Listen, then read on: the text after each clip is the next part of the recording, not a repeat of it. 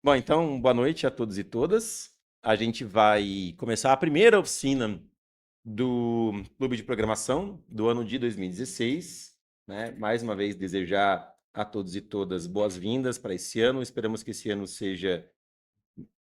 Eu falei 2026, não? Não, 2026, 2026. Né? Eu espero que esse ano seja um ano bem legal aí para todo mundo cresça bastante em programação esportiva, aqueles que estão tentando uma carreira também na competição, na maratona de programação, que também querem usar o projeto para isso, que tem um ano muito legal na maratona de programação, né? Que seja um ano de muito crescimento para todos vocês. Hoje, como é a primeira oficina, a gente vai fazer duas coisas. A gente vai fazer uma pequena introdução sobre o clube de programação, já que temos várias pessoas novas, né? Temos algumas pessoas novas aqui no presencial, temos algumas pessoas novas também online. Então a gente gostaria de poder introduzir um pouco o projeto, o que que é o clube de programação, o que que é a maratona de programação, né? Falar um pouquinho dessas coisas. E na sequência, a gente queria começar um trabalho aí de exemplos de programação, de problemas em programação esportiva, falando de problemas do UTFC. Então, o UTFC, né, é um grande evento que a gente promove no final do ano, uma grande festa que o Clube de Programação promove no final do ano, juntando todos os cursos aí da UTFPR, né, especialmente as engenharias, e é uma competição de programação gratuita promovida lá no final do ano.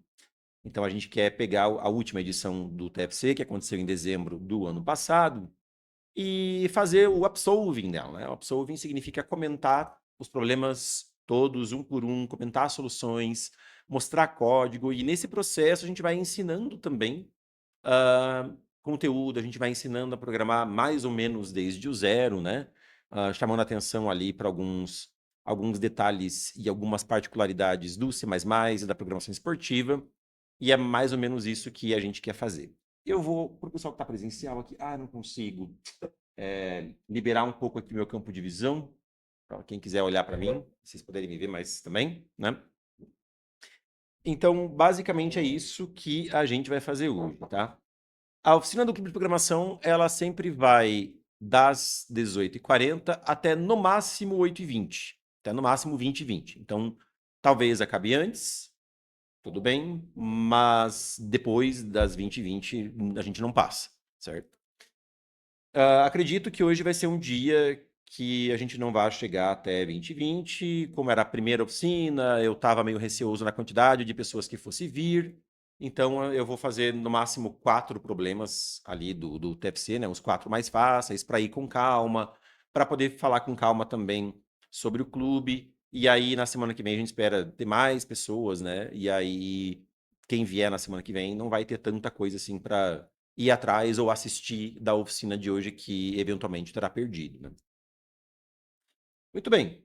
Então, como falei, a gente vai fazer uma introdução aí ao clube de programação e na sequência vamos fazer no máximo os 4 problemas mais fáceis do TFC. Né? Eu ia, quem sabe, fazer 5 problemas, mas eu achei que 5 fosse demais. Vou começar com 4 problemas, né? O TFC é uma prova que teve 10 problemas. Essa prova tá no Codeforces hoje. Então, lá no Telegram do clube, a gente divulgou já várias vezes e pode divulgar de volta, né? O link tanto para o grupo do clube de programação no Codeforces, quanto para o contest do TFC. E aí, vocês podem pegar lá, né? Lá tem todos os problemas, tem como submeter código para os problemas, e aí vocês podem praticar também, tá? Mas são 10 problemas. Obviamente, esses 10 problemas não estão na ordem de dificuldade, mas a gente aqui na disciplina, olha só. Aqui no clube vai fazer os problemas na ordem de dificuldade. E a ordem de dificuldade é em relação à percepção das pessoas na prova. Então, não a ordem de dificuldade que a gente acha, mas sim dos problemas que foram mais feitos até os problemas que foram menos feitos durante a competição mesmo, certo? E aí, por isso que ficou ali a ordem dos 4 primeiros são A, I, F e B, tá bom? Bom, vamos falar então do clube de programação, né? Eu sempre gosto de apresentar o projeto pelos objetivos do projeto, né? A gente quer ser um espaço ao qual todos os interessados e todas as interessadas possam vir, né? Para se tornar programadores e programadoras melhores. Então, que essas pessoas possam comparecer, aprender, trocar experiências e aprimorar as suas habilidades através da programação competitiva, através da programação esportiva. E essas pessoas podem ser estudantes da UTFPR, podem ser estudantes de outras universidades, podem ser profissionais da área de programação. Todo mundo que quer programar melhor pode vir para o clube de programação e o formato que a gente vai utilizar aqui é o formato da programação esportiva. O que eu fiz? Eu não sei o que eu fiz. Ah, sim, já sei o que eu fiz. Muito bem. E um outro objetivo nosso, claro, né, é treinar os nossos times para a maratona de programação, que é uma competição nacional e é integrante da regional latino-americana do ICPC, que é uma competição mundial, né, a maior competição de programação do mundo. E claro, a gente também quer fortalecer a comunidade de programadores da região e estabelecer pontes entre empresas e universidades. Eu sempre gosto de trazer essa citação do livro dos Halim sobre programação esportiva. O livro dos Halim é um livro que a gente costuma usar um pouco aqui no clube. A gente tem o PDF dele também que a gente pode passar para quem quiser. A gente tem algumas cópias dele fisicamente também, que eu não sei com quem estão nesse momento. Tá com o Henrique? Beleza. E ele coloca nessa essa citação assim na abertura do livro que eu acho bem legal. Eu vou ler em português, tá? Que a gente deve observar que ser bem versado em programação esportiva não é um fim em si mesmo, mas é só um meio, né? Que o verdadeiro fim é que a gente possa produzir ao redor do mundo programadores ou cientistas da computação que estão muito mais preparados para produzir melhor software e para enfrentar os problemas de ciência da computação mais difíceis no futuro, né? Que possam enfrentar aí no futuro os problemas mais difíceis da computação. Então, a programação esportiva é só uma brincadeira, né? É só um meio que a gente usa para que as pessoas tenham mais oportunidade de desenvolver mais raciocínio computacional, de aprender mais conteúdos, de se aprofundar mais em conteúdos. Esse que é o real objetivo da coisa. Aqui no clube, pessoal, a gente vai ter esse ano as oficinas aqui nas terças-feiras, nessa sala, né, na CB 202, das 18h40 às 20h20. E a gente vai ter os treinos aos sábados. Novidade aí, primeiro ano que a gente está começando abrindo os treinos nos sábados, também aqui na CB 202, fisicamente, presencialmente, das 8h30 ao meio-dia e meia. Os treinos não vão ser transmitidos, os treinos são exclusivamente presenciais. É claro que o link ou a lista, a relação de problemas, ela é postada lá no grupo do Telegram. Então, nada impede de você pegar o seu time e fazer o treino em algum outro horário, ou em algum outro lugar. Mas se você fizer isso, você não vai ter a sua presença contabilizada no treino, né? Que é um critério, inclusive, que a gente vai usar para selecionar os times que vão depois para a maratona, sejam como titulares ou café com leite, enfim. Então, quem deseja participar mesmo da maratona de programação, a gente recomenda fortemente que venha participar dos treinos no sábado de manhã, né? Por enquanto, eu tenho falado muito em times, né? Mas por enquanto não se sintam pressionados a formar um time. Não é algo que vocês devam fazer com tanta urgência assim. Acho que isso acaba surgindo mais naturalmente, né? Vocês vêm, começam a participar do clube, começam a treinar, inicialmente sozinhos, daqui a pouco começam a se juntar com pessoas por afinidade e os times saem. Não é algo que precisa, assim, ser visto ou providenciado com urgência, até porque essa avaliação de vocês ao longo do ano, ela é individual, ela não é por time. Então, o time de vocês vai ser selecionado, ou o que for, né, vai ser contemplado em algum tipo de benefício de acordo com a avaliação individual de todos os integrantes. Então, não a avaliação não é por time, é por pessoa mesmo, tá? Sábados, 8h30, meio-dia e meia, a gente recomenda fortemente que vocês estejam aqui, que vai ser um espaço muito legal. E não é só pela presença que é legal estar aqui no sábado, mas é pela oportunidade de você ter um ambiente mais mais controlado, mais simulando um pouco as condições da prova, de você poder discutir, quem sabe, problemas com os colegas, ir para a lousa, sabe? Acho que é uma experiência muito bacana esse treino no sábado de manhã. E a gente recomenda fortemente que as pessoas venham, tá? E é uma cultura muito forte, assim, em universidades mais competitivas na maratona de programação, são treinos aos sábados. Parece que é uma cultura mesmo da comunidade de programação esportiva fazer treinos sábados de manhã. Muitas instituições têm o costume já, a tradição de sábado de manhã é o dia de ir para a universidade treinar. Eles já têm isso estabelecido, né? E a gente queria também estabelecer, tentar emplacar essa ideia aqui no clube, tá bom?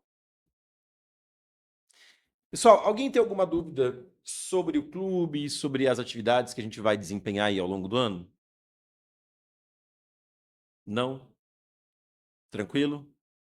Beleza. Pessoal que está online, tem alguma dúvida, alguma pergunta? Não? Professor, Oi, Thiago. eu fiz a inscrição ali pelo Instagram, mas eu não achei o link pro Telegram. Tá. Pro Telegram. Oi? Você tá no grupo do TFC? Tô. Você manda lá, Dubi? Beleza, é mais fácil. O Dubi, então, vai mandar o link do. É porque o link do Telegram do clube a gente não divulga assim publicamente no Instagram, né? Uhum. Mas a ideia é a gente depois pegar os e-mails da galera que forem se inscrevendo no clube e mandar o link por e-mail lá, né? Mas, claro, se você já está no grupo do TFC, a gente pode replicar lá o link do grupo do clube mais facilmente, agora já. Tá bom? Certinho. Valeu. Mais alguma dúvida? Não. Não? Beleza. Oi.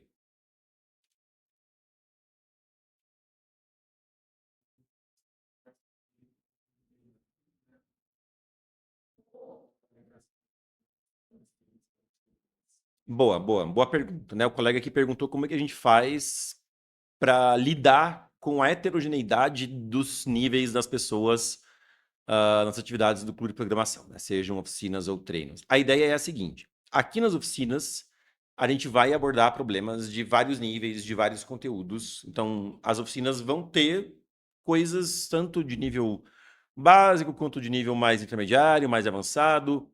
A gente, quando tiver algum conteúdo que vai exigir um certo pré-requisito, a gente vai divulgar isso com uma certa antecedência para você não ficar tão perdido.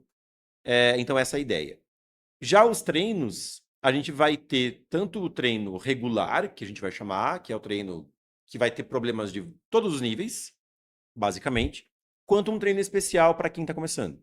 Então, quem está começando pode vir no treino, que vai ter lá um treino especial para poder fazer, tá bom?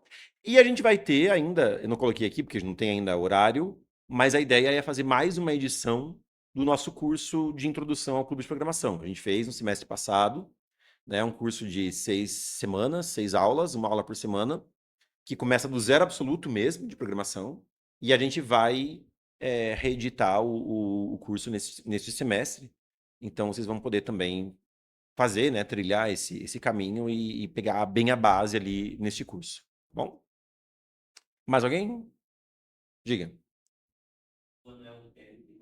O TFC em dezembro, é no final do ano. Né? A nossa competição interna, assim, para encerrar o ano, é uma festa, ela não vale nada em termos de competição oficial, né? Ela é apenas uma competição nossa interna mesmo. Agora, as outras competições, as competições oficiais, nós temos a primeira fase da maratona de programação, que costuma ser em setembro. Eu acho que isso não vai ser em setembro também. O calendário oficial já saiu, eu que não lembro, acho que é setembro também. A final brasileira, que geralmente é em novembro. E aí a gente tem a final latino-americana, que costuma ser no começo do ano seguinte, e a final mundial, que costuma ser em março, abril do ano seguinte. Então, geralmente é esse ciclo, né? São essas 4 etapas de competições que vão selecionando as pessoas. Cada etapa seleciona as pessoas da próxima etapa. Bom, a primeira fase, a gente seleciona os times que vão representar o TFPR oficialmente, né? Então, vai haver uma seleção de times. Mas da primeira fase que vão ir para a final brasileira, aí vai depender da disputa lá na sede, porque é uma sede regional que vai envolver várias instituições da região, né? Tanto a UFPR aqui, quanto a pessoal da UDESC lá de Joinville, envolve várias instituições que vêm brigar pelas vagas da sede, que são poucas, geralmente 2 vagas, enfim, que a gente consegue emplacar para a final brasileira. E na final brasileira são só 65, 66 times que participam. Né? Na primeira fase são 800 times no país inteiro. Um afunilamento bastante considerável aí, né? Beleza? E do Brasil que vão para a final latino-americana costumam ser cerca de 20 times, mais ou menos. É isso, né, Alan? Acho que uns 20 times. 12 times para Latam. Ok. Ah, é que 20 é mais ou menos a posição do placar, né? Sério? Ok. Uhum. Ah, top 20 Latam. Tá certo. Tá certo. Obrigado.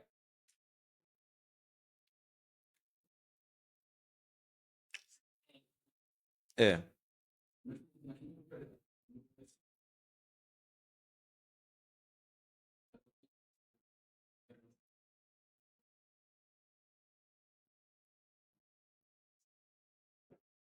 Mas no Mundial, né? Acho que no Mundial é 4 por categoria, né? Por medalha. Mais alguém?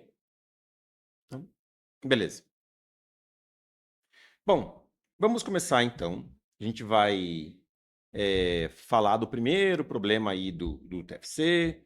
A gente já tinha até, né, divulgado o caderno de problemas lá no grupo do Telegram, tanto do TFC quanto do clube de programação. Então eu não vou ler exatamente todo o enunciado, né? Não vou perder tempo fazendo isso. Mas eu vou dar uma passada, assim, pelos enunciados e extrair basicamente o problema, o que se espera que seja feito a partir da historinha, né? Então, deixa eu pegar aqui os problemas. Vou pegar o PDF da prova mesmo, que acho que é mais interessante. Essa foi a prova do TFC, né? Prova muito bonita. Agradecer aí todas as pessoas que colaboraram, né, com a prova, com a elaboração, com a arte, com a escrita dos problemas, com os testes, enfim, ficou uma prova muito legal. E no TFC ocorreu a coincidência, né, do problema mais fácil ser o problema A. Não quer dizer necessariamente que o problema mais fácil é o problema A, mas no caso do TFC de 2025 foi assim. E aí, no problema A, eu não vou ler exatamente a historinha, mas você recebe como entrada 2 valores inteiros que correspondem aos parâmetros de um planeta, né? O parâmetro T e o parâmetro O. O parâmetro T é a temperatura em graus Celsius do planeta e o parâmetro O é a porcentagem de oxigênio. E aí você tem que avaliar se esse planeta é habitável, adaptável ou hostil. Os critérios são: se a temperatura estiver entre 20 e 30 graus, inclusive, e a concentração de oxigênio for de pelo menos 50%, o planeta é habitável. Agora, se ele não for habitável, mas a temperatura estiver entre 0 e 50 graus Celsius e a concentração de oxigênio for de pelo menos 30%, aí ele é adaptável. Dá para adaptar o planeta para ele se tornar habitável. E se não, se ele não for nem adaptável, nem habitável, a gente chama um planeta de hostil. Então, o que você vai ter que fazer é um programa, né, que recebendo valores quaisquer, T e O, que se enquadrem dentro das restrições do problema, faça a avaliação do planeta se ele é habitável, adaptável ou hostil, tá?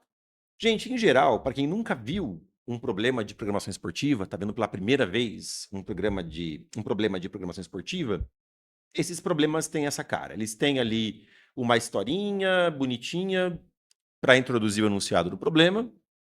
Aí, depois, da introdução do enunciado do problema tem a especificação formal da entrada, né, que é a descrição de como que a entrada vai vir para o seu programa. E isso é uma coisa bem importante, tá? A competição ela é uma competição de programação. Ela não é uma competição de software. Então, a descrição, a especificação do formato da entrada é rígida.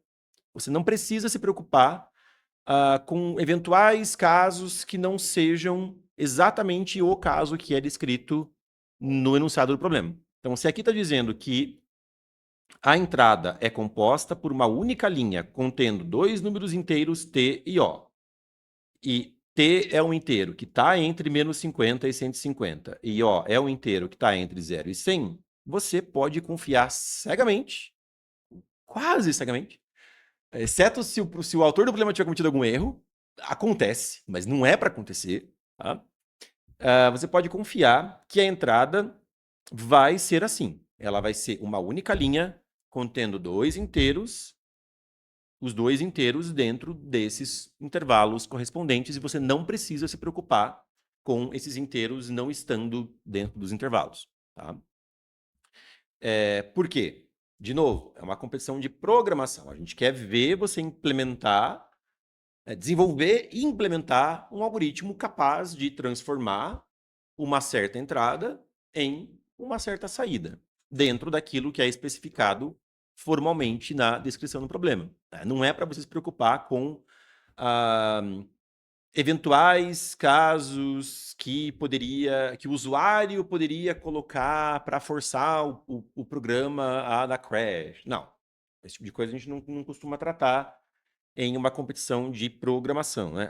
Eu vou fazer uma saída bonitinha, com uma janela, com um botão. Não, não vai fazer isso, né? Você vai obrigatoriamente fazer a saída exatamente como está sendo pedido. A tua saída vai ter que conter apenas a palavra habitável, ou apenas a palavra adaptável, ou apenas a palavra hostil.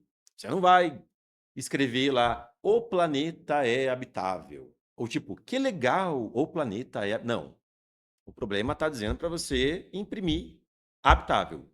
Todas maiúsculas. Você imprime habitável, todas maiúsculas, sem acento, e é isso. Se você não fizer isso, provavelmente o seu problema vai ser avaliado mal. Você provavelmente vai receber um erro na hora de submeter o problema, que é o erro wrong answer, resposta errada. Tá bom? Então precisa sempre se ater rigorosamente aos formatos, tanto de entrada quanto o de saída, né? A gente não quer trabalhar no formato da entrada, a gente não quer trabalhar no formato da saída, a gente quer trabalhar em outra coisa. A gente quer trabalhar na computação mesmo, no processo de produzir a saída esperada para a entrada, para a entrada descrita. Tudo bem? Então, só esclarecendo aí, né, esses detalhes para as pessoas não se confundirem. Gente, alguém tem alguma dúvida sobre o enunciado do problema? Não? Ok. A gente vai, então, fazer, né, o nosso primeiro programa aí para resolver este problema. Eu vou criar aqui um arquivo a.cpp. É um certo padrão e até recomendável que numa competição você nomeie os arquivos de acordo com a letra do problema. Então, esse é o problema A, o arquivo vai ser a.cpp. Problema B, b.cpp, etc. Primeiro que fica organizado no seu ambiente ali, né, onde você está competindo ou treinando, etc. E também, dependendo da situação, pode isso, inclusive, ser exigido. Na maratona de programação, isso não é exigido hoje em dia. Antigamente era. Mas é uma coisa que é interessante se fazer. É um hábito bom. Tá? Eu vou aqui... Aqui é o meu arquivo a.cpp. Eu vou começar do zero, porque eu quero comentar um pouco essas coisas todas que eu escrevi aqui, tá bom? Então, eu vou começar com um cabeçalho padrão de C++ para programação esportiva, certo? O nosso cabeçalho padrão de C++ para programação esportiva, ele é esse aqui. A gente vai incluir toda a STL, né? Então, isso aqui, na verdade, é um meta-cabeçalho, que inclui a biblioteca do C++ inteira, né? Ah, isso aqui não é muito lento? Até que é, mas assim, é lento, ou isso impactaria no tempo da compilação. E o seu programa não é avaliado o quanto ele demora para compilar. Ele é avaliado o quanto ele demora para rodar. Então, oi. Não, ela contém a stream, mas você precisaria, dependendo do que você usasse no teu programa, você precisar de várias outras bibliotecas, né? Então, daqui a pouco você vai ter, tipo, o stream, você vai ter, sei lá, C string, daqui a pouco você vai ter algorithm, daqui a pouco você vai ter várias outras. E aí, pra você não ficar incluindo as bibliotecas uma a uma, na medida do que você precisa, aí você esquece de biblioteca, então você perde tempo digitando. Você vai ter que lembrar cada função, qual biblioteca que é, entendeu? Eh, por isso a gente recomenda que coloque esse meta-cabeçalho, né, o bits stdc++.h, que em tempo de compilação ele já vai resolver e vai linkar tudo que precisa, e vai linkar tudo que precisa ser linkado, o que não precisa ser linkado ele não vai sobrecarregar o binário executável que vai ser gerado, assim, é o que a gente recomenda. Claro que você não vai fazer isso na vida real, né? Na vida real, digo, fora do contexto de programação esportiva, você não vai fazer isso, mas no contexto de programação esportiva, em que você quer digitar rápido e produzir um código rápido, sem bugs, sem erros, isso é bastante recomendável, tá? Ah, Zatesco, eu não vou usar nada de C++, meu código vai ser 100% C puro. Mesmo assim, que o seu código seja 100% C, ANSI, C puro, como vai ser o meu, esse primeiro código que eu vou fazer aqui, não vou usar nada de C++, eu ainda assim recomendo salvar como CPP e submeter o código como C++, não como C. E recomendo também colocar o bits stdc++, porque se eu fosse fazer em C eu não tenho uma meta biblioteca dessas que inclui tudo, né? Em C eu teria que fazer o std, aí o stdio, aí o stdlib, o string, ia ter que ficar perdendo tempo digitando um monte de coisa no cabeçalho. Então, a STL do C++, a lib do C++ inteira, já vai incluir inclusive as coisas do C, né, que você precisa ali e você ficar feliz, tá? Então, eu sempre recomendo aqui, né, o bits std_c++.h e, claro, né, using namespace std, a gente coloca isso para não ter que ficar, na hora que for usar as coisas, tendo que colocar o std dois pontos na frente.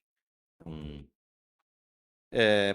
para quem não sabe muito de C++, não entende muito o que eu estou falando com std dois pontos na frente, a ideia é a seguinte: você não precisa entender muito bem isso aqui, sendo bem sincero. Agora, por contexto da programação esportiva, você não precisa entender isso aqui. Copie e cola esse cabeçalho, usa e seja feliz. Até porque a gente não usa exatamente C++ na programação esportiva. Qualquer usuário de verdade de C++, se pegar os códigos que a gente faz na programação esportiva com C++, vai ficar horrorizado. O que a gente faz é usar um C com STL. É assim, programação estruturada com C barra C++, usando a STL do C++, porque tem muita coisa pronta, e é isso. Mas a gente não usa, por exemplo, muita orientação a objeto, por exemplo. Orientação a objeto a gente não usa muito em programação esportiva, exceto alguns casos. Tá? Bom, eu vou criar aqui a minha main, certo? Bem recomendável que a tua main retorne zero, né, para você se livrar de alguns casos aí de erros, porque o teu programa acabou retornando algum outro código, alguma coisa assim, e foi interpretado como deu erro em tempo de execução, sendo que não deu. É bem importante aí que você retorne zero. E aí, para retornar zero, é importante declarar a main como int, né? E esse é o formatão básico de um código C/C++ de programação esportiva, tá bom? Aí o nosso problema diz que a gente vai ler dois inteiros, t e o. Então, eu vou declarar aqui duas variáveis do tipo int, t e o, e vou lê-las. Vou lê-las com scanf. Eu tinha prometido para vocês que o código seria 100% C puro, né? 100% C puro tirando o cabeçalho, né?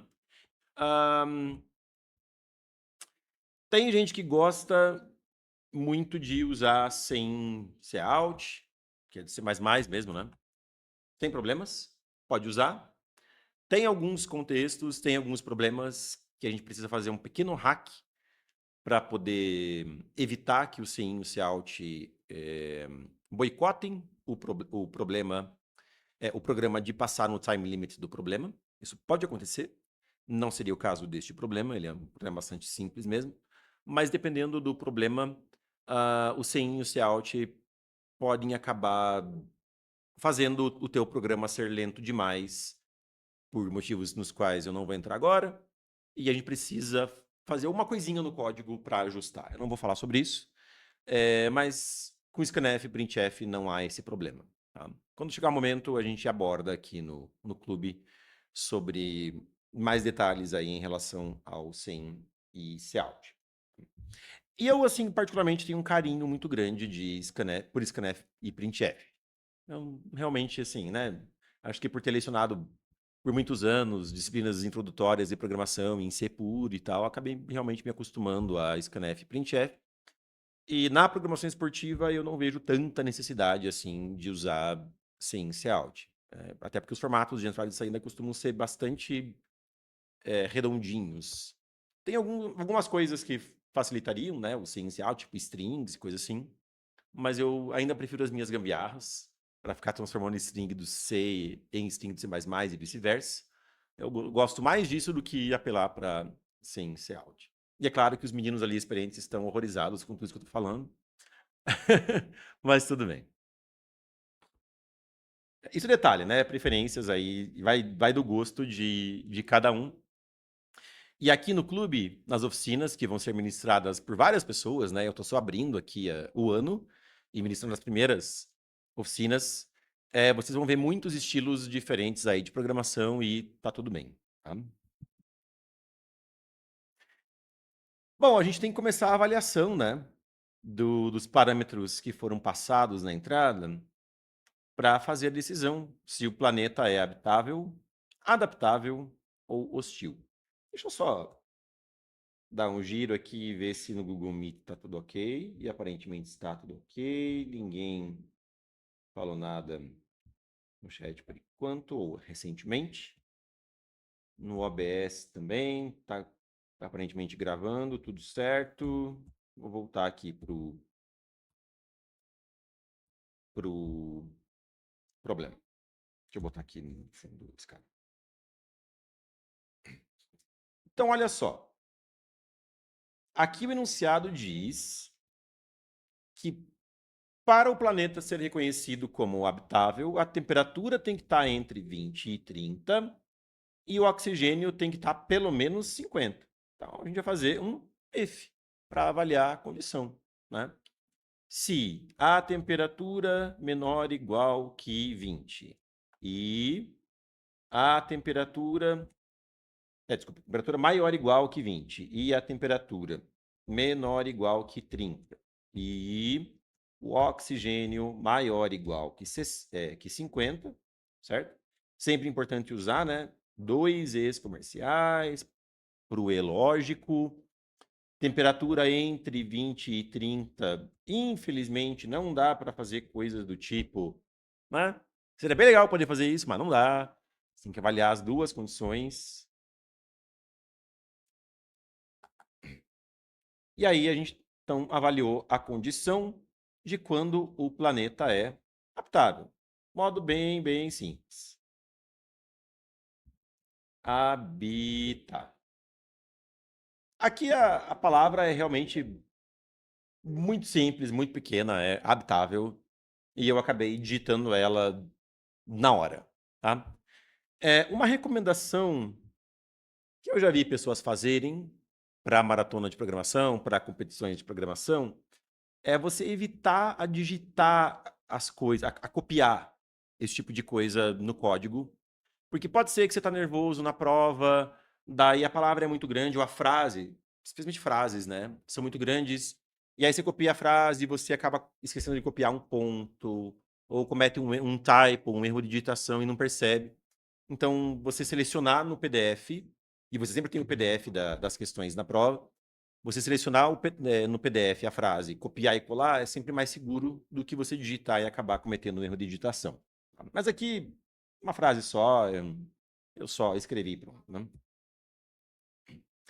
Aí, quando o planeta não é habitável, né, se não for classificado como habitável, ele ainda assim pode ser adaptado.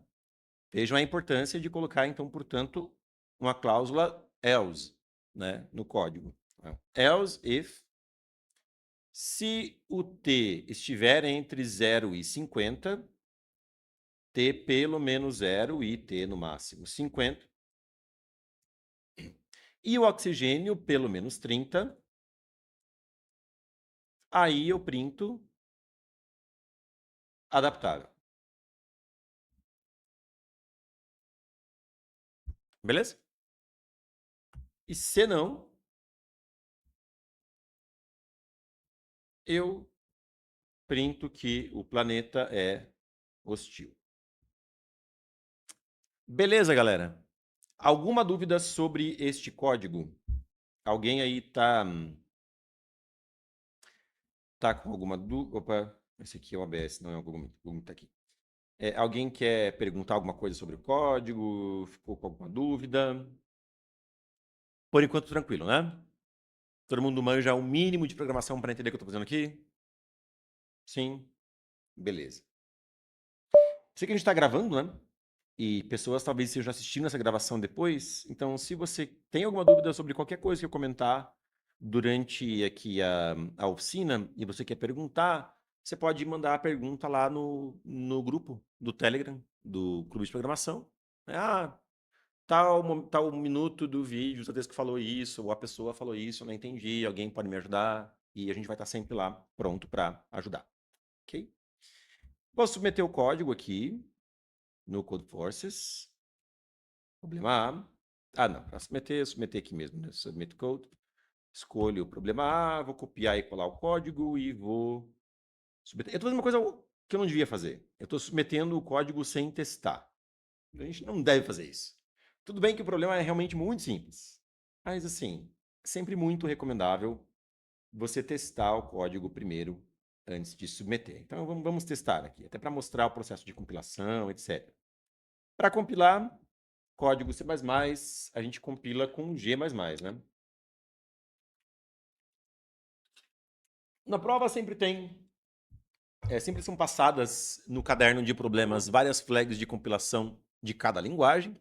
É importante você compilar com todas as flags que são passadas no caderno de problemas, porque são as flags que são utilizadas para avaliar o seu código. Então você garante que todos os parâmetros estão setados de acordo com como vai ser quando o seu código for submetido.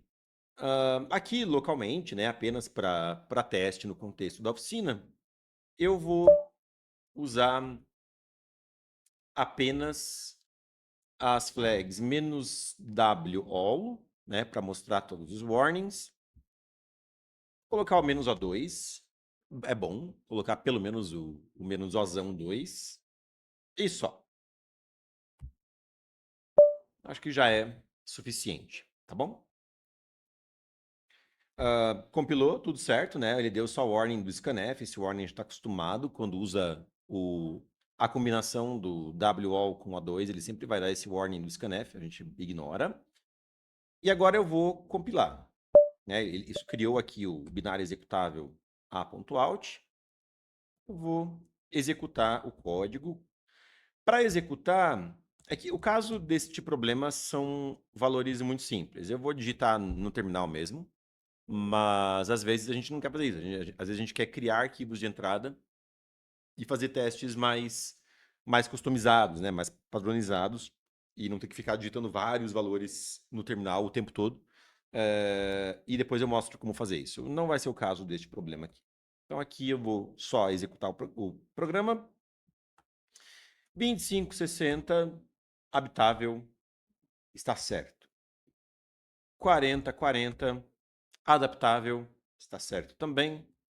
10, 20, hostil, está certo. É claro que, pelo menos com os valores fornecidos pelo autor do problema no caderno, você deve testar o seu programa. Às vezes é importante pensar em outros testes também e testar o seu programa para outros casos que você consiga imaginar, tentando pegar eventuais erros que o seu programa esteja cometendo. Mas, claro que não é o caso deste problema, que ele realmente é muito simples, tá? Então, beleza. Vamos submeter. Eu acho que eu já tinha copiado o código, mas copiar de volta. Ah, eu até tinha colado lá, né? Então eu vou submeter. E na hora de submeter ao infinito e além, passou. Muito bem. Agora a gente vai fazer o próximo problema.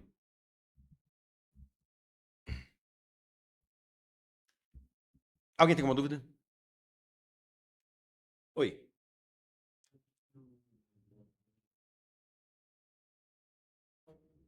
O que o menos O2 faz? É isso?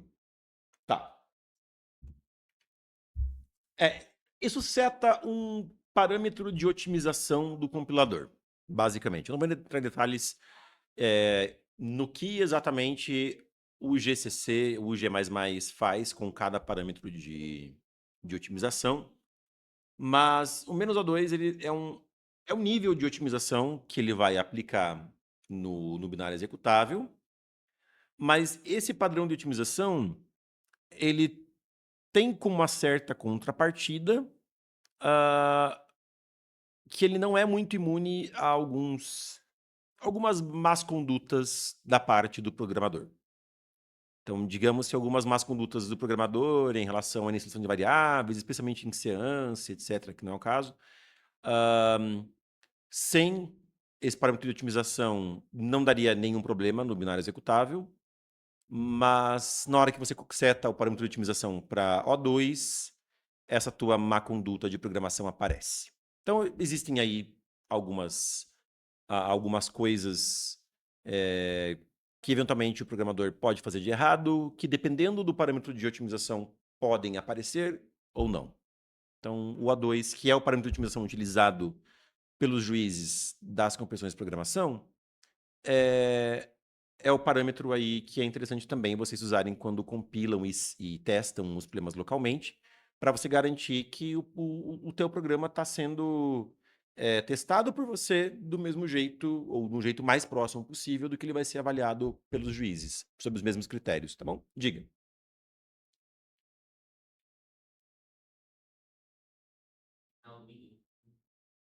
Eu acho que sim. Se você usar GCC, sim. É que o compilador usado aqui é o GCC. Então, usando o mesmo compilador, sim, porque o compilador é o mesmo.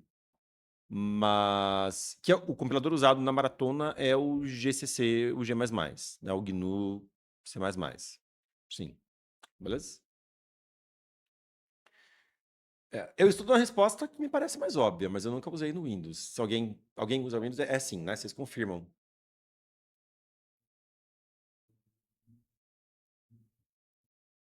Tá.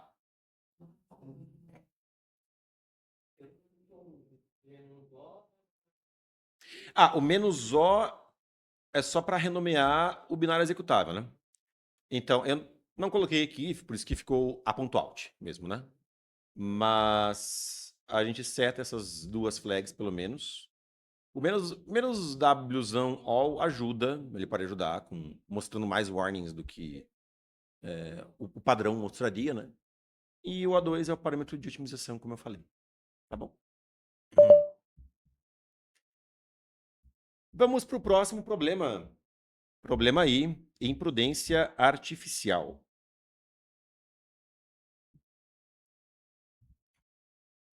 Então, foi o segundo problema mais feito da prova. Aliás, eu não mostrei o placar. Acho que seria interessante mostrar o placar lá do TFC. Mostrar aqui que os times fizeram na ocasião da prova. Deixa eu mostrar aqui, vai. Eu acho que tá no standings, né? Não, o standings é do... Ah, é mais fácil pegar pelo site do TFC. Mas eu vou mostrar o site do TFC, aproveitar e mostrar o site do TFC, né? O site do clube barra o TFC. E aí, se você for lá em ver resultados, vai ter aqui resultados, né? Classificação, etc. E logo aqui embaixo tem placar completo. Ó. Acesse este link. Aqui estão os times que participaram, né? E o placar como ficou. E aí dá para ver que realmente o problema A foi feito por todos os times que participaram da competição. Então todo mundo conseguiu fazer esse problema A que a gente fez agora. O problema I, por outro lado, foi feito por quase todos os times, exceto um. Só um time que não conseguiu fazer o problema I. Já o terceiro problema mais feito, né? Que dá para ver aqui pelo placar, que foi o problema F, já não foi feito por todo mundo, né? Ele foi feito até mais ou menos a posição 39 do placar, mas ó, o time na posição 37 não fez, na posição 32 não fez também, né? E foram 53 times ao total. Então aí já teve um bocado de gente que não fez o F.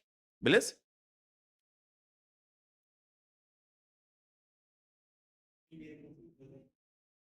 O primeiro a passar balão passou muito rápido. Em 4 minutos aqui, ó. Com menos, né? Acho que deve ter sido A. Aqui, ó. Aqui. 2 minutos. Com 2 minutos de prova, teve um time que passou balão. O balão A. O balão A saiu com 2 minutos de prova, 3 minutos de prova, 4 minutos de prova, 4, ó, dá pra ver aqui. 4 minutos de prova, Mas 2 minutos foi o recorde. Foi o primeiro time aí a passar balão na prova. Legal, né? Mais alguma dúvida? Vamos lá para o problema F. F nada. O problema I. Também um problema bastante simples. E imprudência artificial.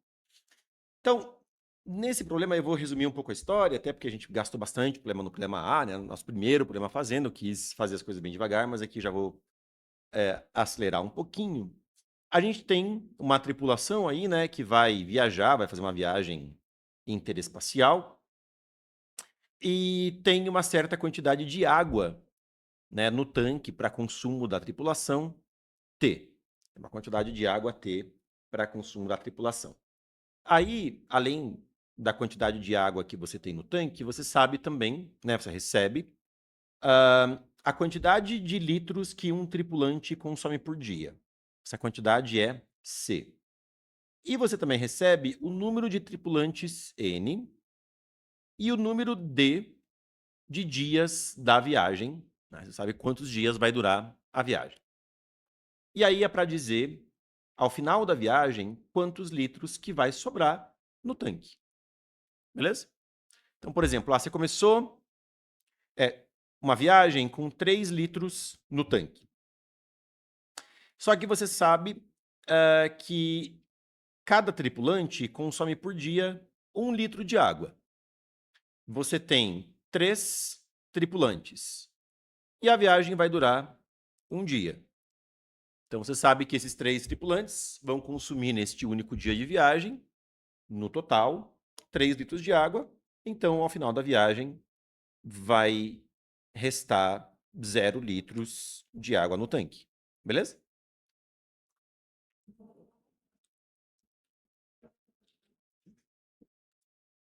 Aqui o problema diz, então, que você precisa devolver a quantidade de litros que vai sobrar no tanque, ou a frase deu ruim, se não for possível, né, atender às necessidades de água de todos os tripulantes por todo o período da viagem, né, caso seja necessária mais água para sustentar a tripulação do que a quantidade de litros que você tem no tanque. Como é o caso aqui do segundo exemplo, 3 litros no tanque, cada tripulante consome 1 litro por dia, 3 tripulantes, só que são 4 dias de viagem. Aí deu ruim. Beleza? Alguma dúvida sobre o enunciado do problema? Gente, vamos lá. Qual que é a continha que eu tenho que fazer com C, N e D? C, N e D, quantidade de litros que um tripulante consome por dia, número de tripulantes e número de dias da viagem. Qual que é a continha que eu tenho que fazer para garantir não, para saber qual é a quantidade total de água que vai ser consumida durante a viagem?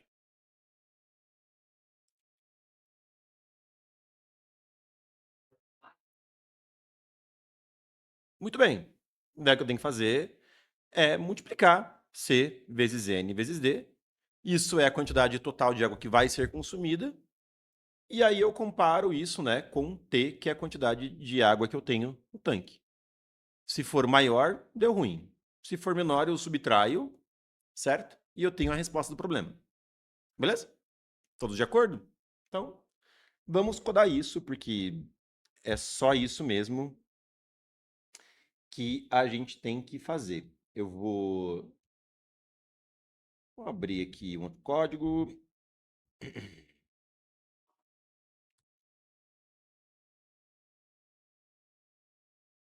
Começar from scratch.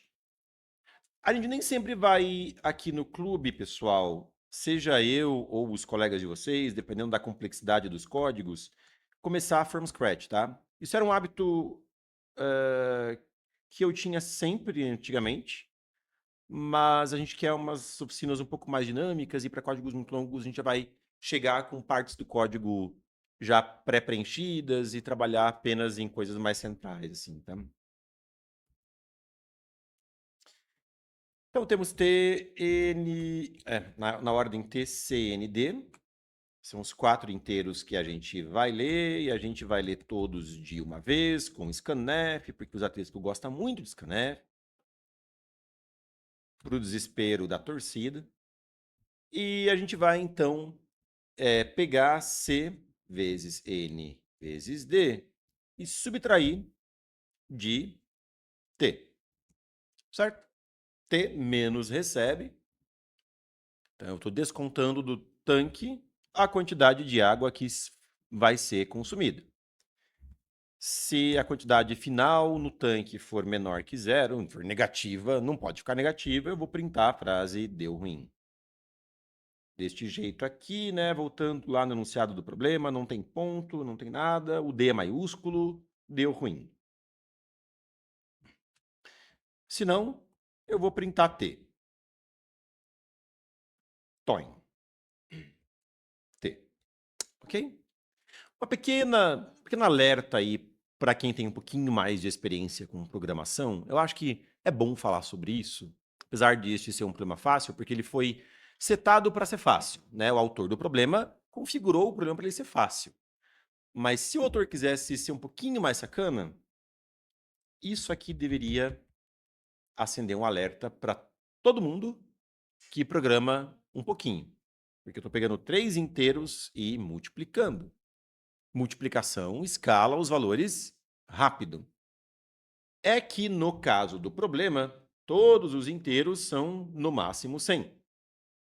Então, a multiplicação de 3 inteiros, que são no máximo 100, vai dar um inteiro que é no máximo 1 milhão. 10 na sexta. E 10 na sexta cabe num int sem problemas. Não dá overflow. Mas assim, cara, vai fazer multiplicação de inteiros? Você tem certeza que os valores não vão dar overflow? É o tipo de coisa que você precisa pensar. Porque é muito, muito, muito comum a galera acabar tomando erro em problemas porque esquece de perceber que o intervalo dos valores é tal que, dependendo dos valores que vierem na entrada, pode sim dar overflow durante as operações que o seu programa fizer. Tudo bem? Mas não é o caso aqui, né? Aqui vai tudo funcionar no int sem problemas e o código vai passar. Alguém tem uma pergunta? Tranquilão, né? Ah, Deus, que você fez com menos recebe aqui. Tá, fiz.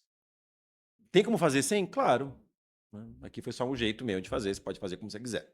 Tem vários jeitos de implementar isso daí.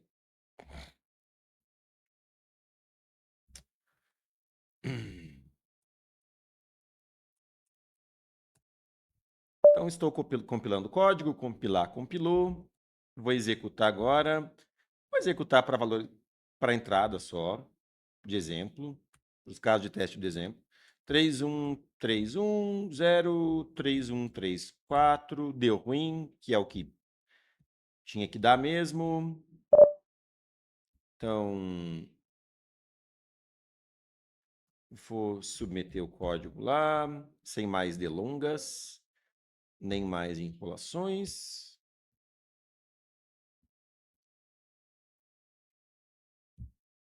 Problema é I. Deixar a linguagem mesmo, né, para compilar com o G++17, tá tudo bem.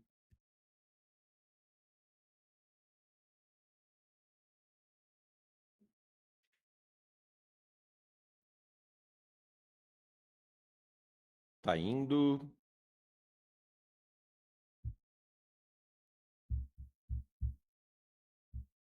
Esse wrong answer que vocês estão vendo aqui no histórico foi linguagem, problema errado. Sabe? Eu fui submeter o problema F, selecionei o problema I. Isso acontece com frequência.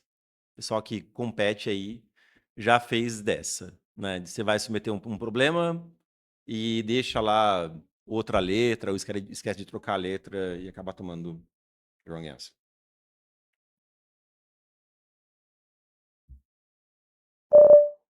Beleza. Vamos para o próximo problema que a gente vai fazer hoje. Ah, antes, alguém tem alguma dúvida ou pergunta ou comentário? Pessoal do Google Meet. Daqui não é o Google Meet. Aqui é o Google Meet. Não? Tudo tranquilo? Sim? Beleza, então. Vamos lá. Próximo problema já não é tão trivial assim, né? Já não foram todos os times que fizeram, mas eu acredito que mais por uma questão do enunciado não ser tão simples do que de o problema não ser tão simples, porque o problema é bastante simples. O enunciado só que é um pouco assustador, eu diria. Então, problema F, também não vou ler o enunciado inteiro, mas vou comentar aqui rapidinho sobre ele. É sobre o fator gama, né, que é um fator aí conhecido de teoria da relatividade. Também não vou entrar em detalhes sobre como funciona o fator gama, mas ele tem a ver aí com diferença entre relógios de dois gêmeos, né, um que fica na Terra e o outro que faz uma viagem, né, que é lançado imediatamente do planeta a xc metros por segundo, sendo c a constante da velocidade da luz, e retorna, depois da viagem, a exatamente d anos-luz. Então, ele demora exatamente d anos-luz em velocidade constante de xc metros por segundo, e aí a gente percebe uma diferença entre o relógio, né? Constata-se que o tempo medido pelo relógio do viajante é menor do que o medido pelo relógio estacionário devido à dilatação do tempo, ok? E essa diferença entre os relógios pode ser calculada utilizando, né, o fator gama, o fator de Lorentz, que é uma grandeza adimensional, né, um fator, um número, que ajusta o tempo, o tamanho e outras propriedades físicas medidas por um objeto enquanto ele se move, e ela é dada por esta fórmula aqui, né? 1 sobre raiz de 1 menos v quadrado sobre c quadrado aqui, onde c é a velocidade da luz, que é igual a dt sobre d tal. V é a velocidade do objeto relativa a um referencial inercial, c é a velocidade da luz no vácuo, t é o tempo medido no referencial escolhido, tempo de coordenada, e tal é o tempo medido pelo objeto. E aí você está lendo isso, você pegou a prova, você abre a prova nessa página, você vê essas fórmulas, você vê esses Ds e pensa, ih, cabulei cálculo, reprovei em cálculo, não entendo nada de derivada. Esquece, não vou nem tentar ler esse problema, né? Parece um problema muito, muito complicado. Mas não é complicado. Assim, você vai seguindo na leitura, insistindo um pouco mais na leitura, você começa a ver o exemplo. Porque tem um exemplo aqui. E o exemplo é de boa de entender. Olha só. Se eu tenho um cara que é lançado para fazer a viagem a uma velocidade de 0,8 c, né? Então o x é 0,8, ele está viajando a 80% da velocidade da luz e ele demora 8 anos-luz na viagem dele. Olha aqui que o enunciado do problema fala. O relógio no planeta terá medido Dzão sobre V. O Dzão é 8c e V é 0,8c, ou seja, 10 anos. Então você percebe aqui, né, que os 8 anos-luz, esse 8 vem do 8 anos-luz, e o V vem da velocidade com a qual ele foi lançado. Então deu 8 sobre 0,8, C sobre C, cancelou, 10 anos. Você entendeu a conta que foi feita. Para saber a diferença de tempo no relógio que ficou na Terra, né, no relógio estacionário, tranquilo. É só dividir aí, basicamente, né, pelo que a gente está vendo do exemplo, é dividir a duração da viagem sobre a velocidade. Beleza? Já o relógio retornado, ajustando o tempo multiplicando por gama na menos 1, terá medido 6 anos. Por quê? Porque gama na menos 1 é raiz de 1 menos v quadrado sobre c quadrado, certo? Só que o v quadrado, 0,8c ao quadrado. Então, o c quadrado vai cancelar com c quadrado. Então, 1 menos 0,8 quadrado, faz a conta, tira a raiz, vai dar 0,6. Então, é só eu pegar o 0,6, multiplicar por 10 e dar 6 anos. Beleza?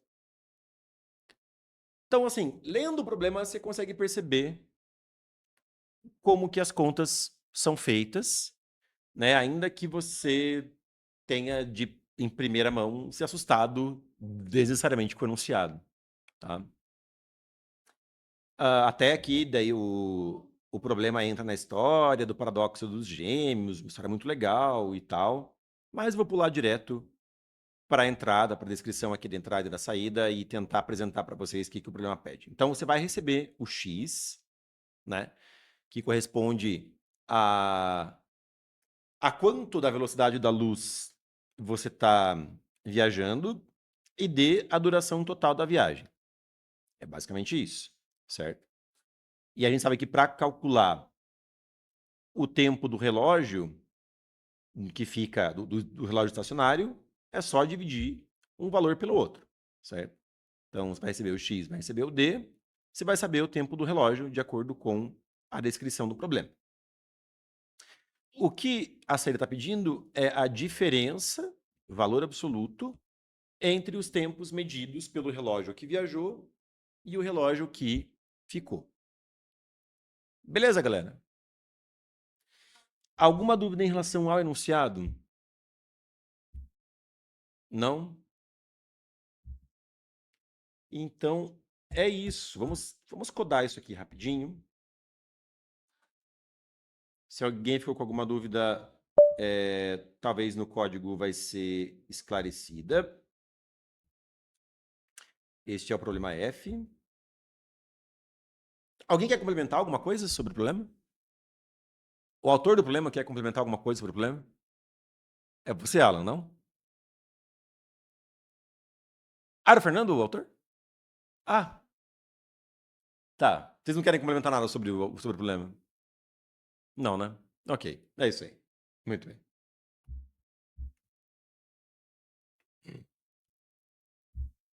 Então tá bom.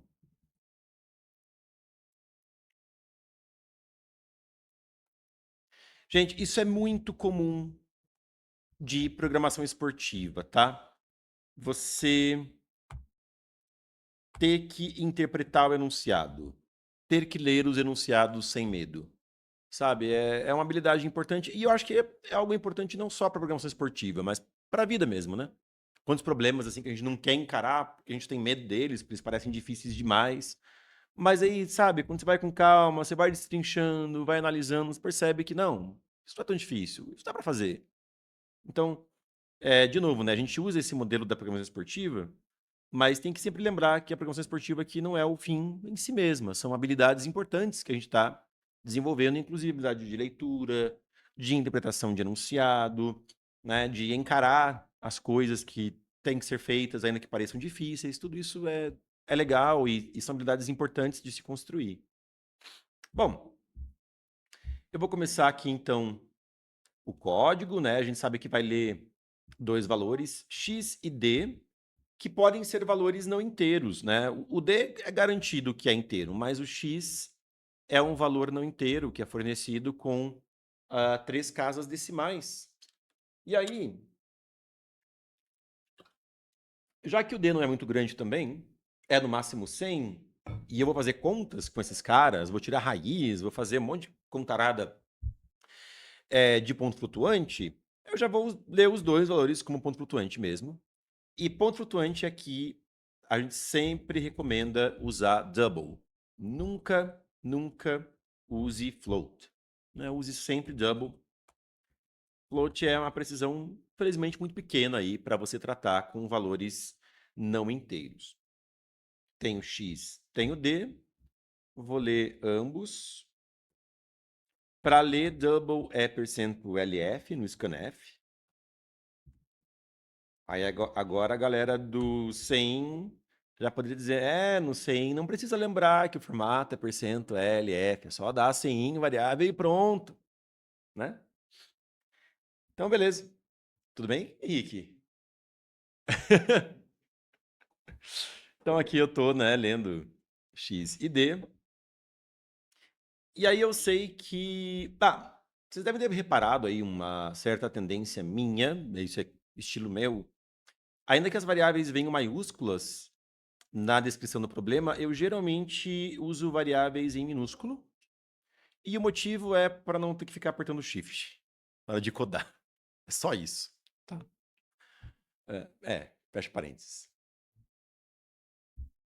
Alguém mais tem isso? Ah, o Henrique também? Ah, não também? Ah, ufa, não sou o único maluco. Tá bom. É. E eu prefiro nomes de variáveis mais compridos, do que ter que ficar apertando Shift. Porque você digitar uma variável que tenha, sei lá, o nome seja lago, ou abelha. É rápido, você digita rápido. Agora, dar shift parece que não é tão rápido, sabe? Parece que você perde velocidade de digitação, você tem que ficar dando shift. Eu não sei. Tenho essa impressão. Voltando aqui. Primeira coisa que a gente vai fazer é calcular o quanto foi medido no relógio estacionário. E a gente sabe que para fazer isso é basicamente dividir o x. O x não. Dividir o d pelo x, certo? Divide o d pelo x. Esse é o tempo medido no relógio do planeta. Então, double planeta é x sobre d. Olha o exemplo lá, né? X sobre d não, d sobre x. D sobre x, certo? Porque os c's vão se cancelar, então d sobre x. Isso é a diferença, é o tanto, né, que foi medido de tempo no relógio do planeta. E aí vai ter o fator gama, o gama inverso, na verdade, né? Vou chamar aqui de constante. E essa constante, gama inverso, é raiz de 1 menos o v quadrado, certo? O v quadrado é o x quadrado, porque o v é o xc, mas o c quadrado vai cancelar com o c quadrado. Então é 1 menos x quadrado. Beleza? Então, 1 menos x quadrado. Como não fazer quadrado no C++? Isso aqui. Isso aqui você não vai fazer, porque isso aqui não é x ao quadrado. Isso aqui é x short bit a bit 2, certo? Quadrado é vezes x. Beleza? Então, estou aqui calculando raiz quadrada de 1 menos x quadrado. E agora que eu tenho essa constante, eu sei que é só multiplicar ela pelo tempo que eu já medi no planeta, e isso dá o tempo do viajante. Oi.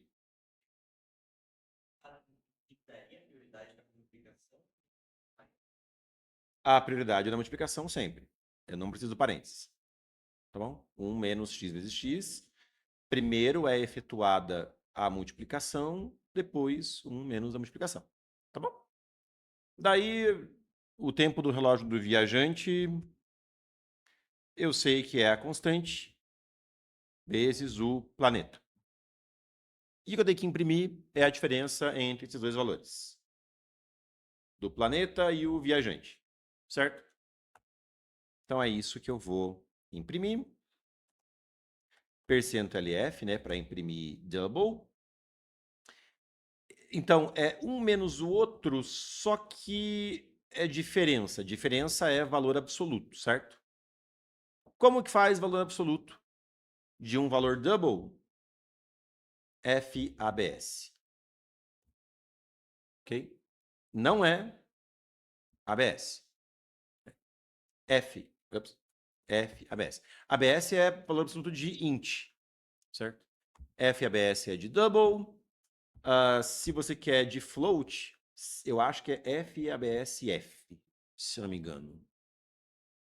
Não tenho certeza. Mas assim, double é FABS. Tá?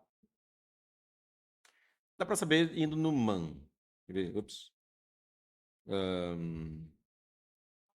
Man 3 FABS. É isso mesmo. FABS F é para float e FABS L é para long double. Tá?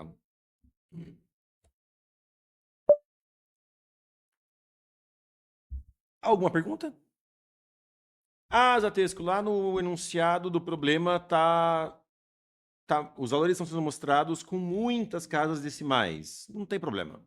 Você não precisa imprimir com todas as casas decimais, porque a descrição do problema estabelece que a tua resposta será considerada correta se estiver com erro absoluto ou relativo de no máximo 10 na menos 5 da resposta correta. Então, enfim, imprime aí o double com 6 casas de precisão, que é o padrão, e vai dar boa. Tá? G++ F.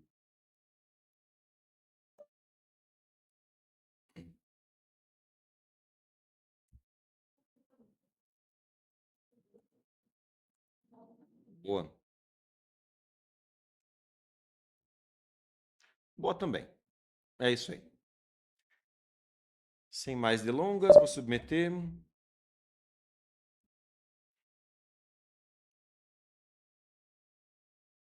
E. Não. Submit code. Choose problem. Problema F, fator gama.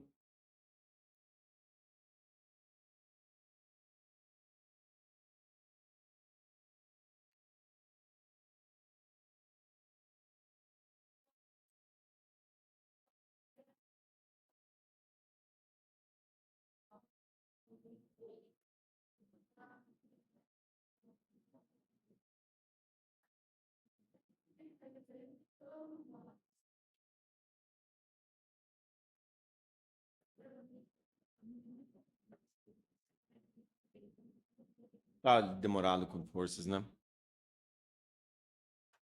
Mas vai.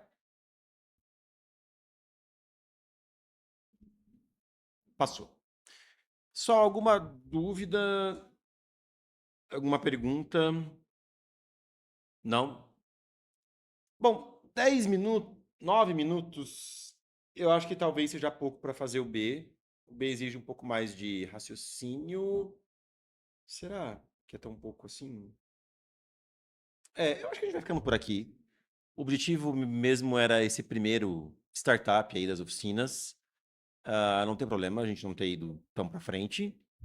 Eh, Gente, tentem divulgar o clube para os amigos, para os colegas, tentem trazer mais pessoas, né? A gente também vai caprichar mais na divulgação ao longo da semana aí para para mais pessoas virem na semana que vem. Esse vídeo vai estar no YouTube, então você que está vendo o vídeo no YouTube, venha para a oficina na próxima semana, vem participar com a gente vai continuar resolvendo os problemas, daí com mais velocidade também, né? Com coisas um pouquinho mais avançadas, não vai ficar tão no básico, não vai fazer o feijão com arroz tão devagar assim. Era só mesmo para garantir esses primeiros problemas que todo mundo estivesse on the same page. Ah, então, basicamente é isso, tá? Ninguém tem mais nada para falar mesmo, tudo certo? Isso aí. Então a gente fica por aqui. Muito obrigado pela presença e a gente se vê, então, semana que vem. Sábado, não esqueçam do treino, 8h30 da manhã, aqui neste mesmo lugar. Obrigado, pessoal que está online também. Obrigado, tchau, tchau.